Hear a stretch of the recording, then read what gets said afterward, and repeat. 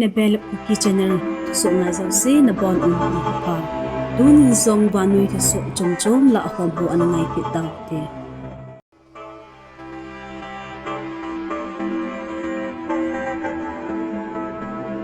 Moscow ingam te ni ki ka ki daw na hi a chi zom jing thein ding in NATO in Ukraine atil khawzinge anatin hi het thei kha chuna to gam ke loi khomna minister ho to khomna hi break khupia ding chu a hi Ukraine in NATO gam hon apiu galman cha homang cha a Russia gam su abulu jing theina ding uwa pan ala dan ovin Moscow in anasai e Ukraine Defense Intelligence akunto pondong zuzin Crimea gamkaiza Ukraine Supply Unit Group 13 hot Russia te amphibious astronaut nita anakap sit ovin asejun hi China in Israel Palestine gam chung thua two-state solution umnading in China Arab Forum Beijing khupia aman nawa anapong do unhi China hin Palestine chamhat gam khat hin ding a ato sadan uzong Chinese Foreign Minister Wang Zhichun anapong do in a hi Israel Defense Force den Sholom Rafa Mona Lainu Metals Zakhana Thua kilometer 1.5 a saw leiku kilai amudo ovin hi amho saidan hi chilai mun achu galman cha tampi adia anti tank missile pachon pizong achomdo un sejun hi hichi galman cha ho chu Hamas tengal ki panapat Israel te buluna aman u hidan Israel sapaiten anapong do un hi Rafa muna Israel ten bomb hi na achi ha pizing na lai un tu chen hin Israel se paiten Philadelphia corridor tia ki hemun poi mo ta zong chu ala azo u hitai Jomi Revolutionary Army Eastern Command ZRA in Achisa ni pabat masangapat Chin National Front Chin National Army CNF in Jomi ho chunga so sit bol jing u dem na nei in Myanmar gam sunga CNF le ZRA ki ka abuin ho hilchet na hin nei un hi Colonel Mason CNC ZRA min a ki so statement khatin Myanmar Chin State sunga Jomi ho hi mi tampen hi jingwang un munzo sia CNA CNF hon me thip agu jing uve tin ngo na anai in hi ZRA ZRO hin agi phu tilapat 1892 kuma Fort William a Chin Lusai Conference a thulut na bang a Jomi ho reunification policy NGP a hi chule ZRA GP la kha chu Panglong Agreement 1947 principle a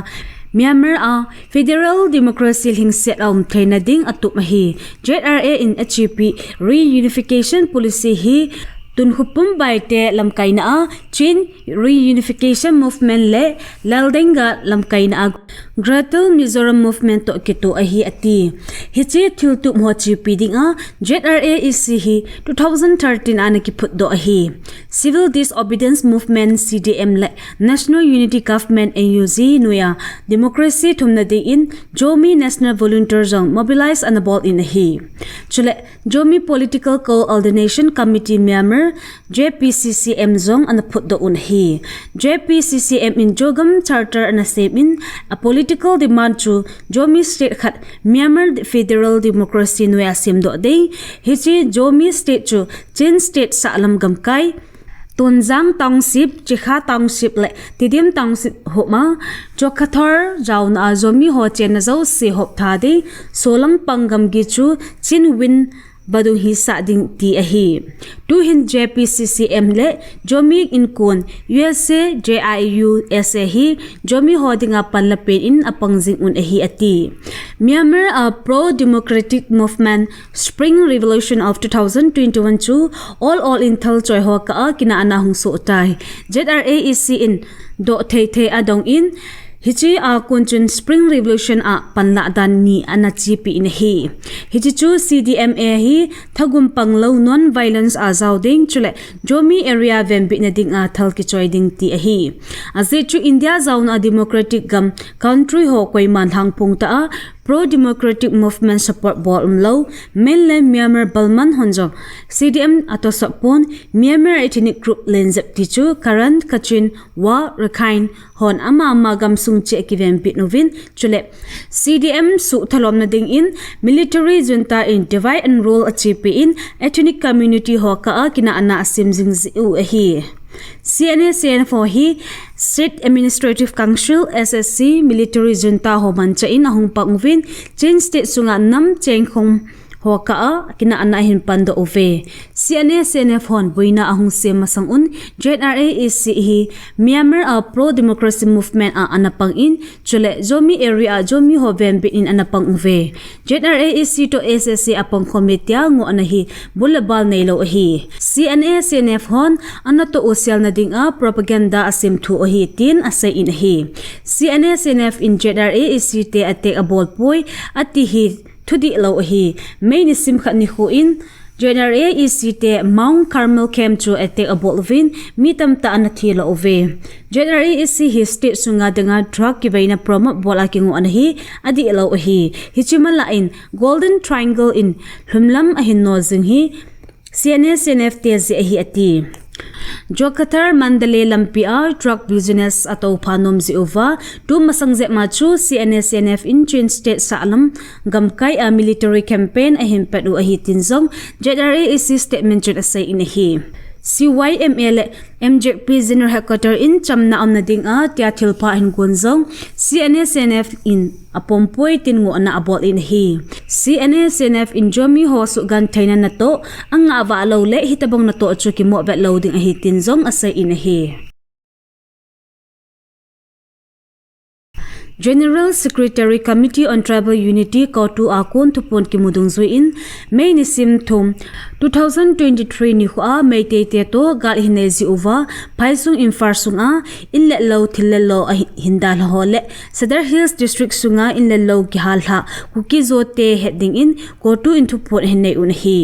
Manipur government in Chamna Peace Mission pathena di in phaisunga in le lo thil lo dal ho chen di in quarter zeli room kisading ahitin concerned Deputy Commissioner Hotopi anehi akikyal hom in nampi lungtup separate administration movement loling low liza hitabang Manipur government to gon hi kipom loading chule koitabang ama changwal phat chomna ding a to sot umjong thai loading ahi chule thinglangam adia Cedar Hills District sunga in let low ki halha a hungal zam hoding in zong resettlement compensation rupees 10 lakhs per household keeping tiak Deputy Commissioner through a head sa na hung ki bol chung changa gelhom na akine in ki hotu na ka sia koiman amachama na to thilbol abol thailoading ahi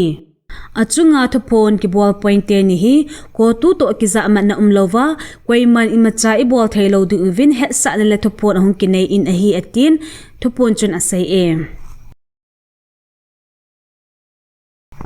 Tu chung cyclone Remalzia Mizoram in Wangsit na ato chung chang ahin Jo United Cabinet in Emergency Meeting anay now achun Jo United na ki khailha unit lawsin Mizoram Chief Minister Relief Fund ading a dangka Rupees 20,000 che ahin to diu in kilung tu uta in kilor na ananay uve. Hichi sumsang som ni hi ahong lung ding jun May ni simtum 2024 ni ahilawle amasang ngay a Jo United Treasury ahin pilu chi diu chule aki pilu zo si chu jun ni sim nga 2024 ni le Chief Minister Relief Fund Mizoram eka nga thodo ding injong phasa na anay unahi. Hichi nge anahi Jo United Constituent Unit Ilsen ahin gya ko uva lunglin ta la ngay lu na nay ta ahin mo so chi ding un Reverend Dr. V.L. Ngapthang Secretary Jo United into pon le nge na lekha ahin so do inahi. Chule to pundang khana Jo United in asom na sagi channa executive body meeting May ni simsom ni lagi 2024 ni a YMA complex Muya Veng Lam Kamona Tribal President Executive Members Jo United le District le Gamkai Delhi Tingnopol Moret Chandil Pelzol Ziribam le Lamka Churchampur ho akon thaleng Lamkai ho to ki hona anay nawa Jona thlak te mabanding thu tamta asay khop un hi guzu zia lampi ki komto na thailo hi zein kangpo pi cycle le ukrul akon Lamkai thaleng ho ahung thei povin hi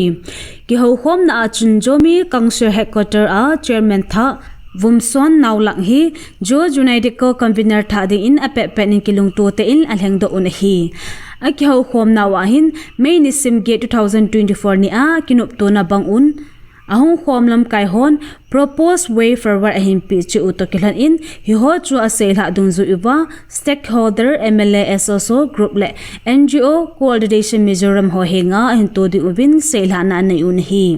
Mizoram gamsunga rimal cyclone ja thina to hol lunghem pi na pha zong anei un secretary Jo United Reverend Dr. VL ngak thangmina thupon chun ase in a hi